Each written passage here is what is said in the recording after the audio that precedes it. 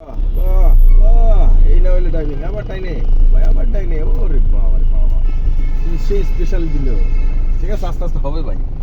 হ্যাঁ, যান যান যান, না কিচ্ছু হবে না ইনশাআল্লাহ। বামদা ঢোকেন, বামদা ঢোকেন, বামদা। দ্রুত স্টিয়ারিং ঘোরানোর যে প্র্যাকটিসটা আছে এটা আয়ত্ত করে নিতে হবে। ঠিক আছে, সাময়িক সময়ের মধ্যে আপনার এরকম মানে আইডিয়াটা নিতে হবে যাতে আপনি নেক্সট পার্সোনালি গাড়িটা চালাতে পারেন। হ্যাঁ, আবার বামদা ঢুকে যান। যত ছোট জায়গার ভিতরে কাটায় গাড়ি ঘুরাইতে পারবেন তত বেস্ট। এই যে এটা দিয়েও গাড়িটা যাবে যাবে যাবে, এই তো সুন্দর হয়েছে। ঠিক আছে, আপনি কিন্তু এক্সেল পাড়া দিচ্ছেন, ব্রেক পাড়া দেন নাই, জানেন? আমি যে ব্রেক করছি এটা জানেন? জি, আপনি কিন্তু ব্রেক করতেছেন না। এই যে যখন মোটরটা গুলাম না, আপনি যে এক্সেল পাড়াতে দিলেন, গাড়িটা যাচ্ছে না কেন, যাচ্ছে না কেন, কেন জানেন? আমি যদি জোরে নিয়ে যাই তাহলে লেগে যাবে, আর যদি আস্তে করে যাই তাহলে জিনিসটা পাস হয়ে যাবে, মানে আমরা বের হয়ে আসতে পারবো। তো এর জন্য ব্রেক করে এবং এক্সেল দুটোটা মিলিয়ে আমাকে জায়গাটা থেকে গাড়িটা বের করতে হবে। যান, আরেকটু যান যান, আবার ডান দিয়ে একটু ঢুকেন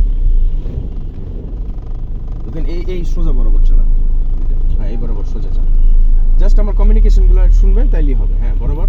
এই তো মাশাআল্লাহ। না, আপনার আইডিয়াটা আসছে যে স্টিয়ারিং ঘুরে সোজা করতে হবে, অনেক বেসিক যে ধারণাগুলো থাকে এটা ম্যাক্সিমাম আপনার মধ্যে আছে, এটা সমস্যা না ইনশাআল্লাহ। হ্যাঁ, বেশি দিন লাগবে না।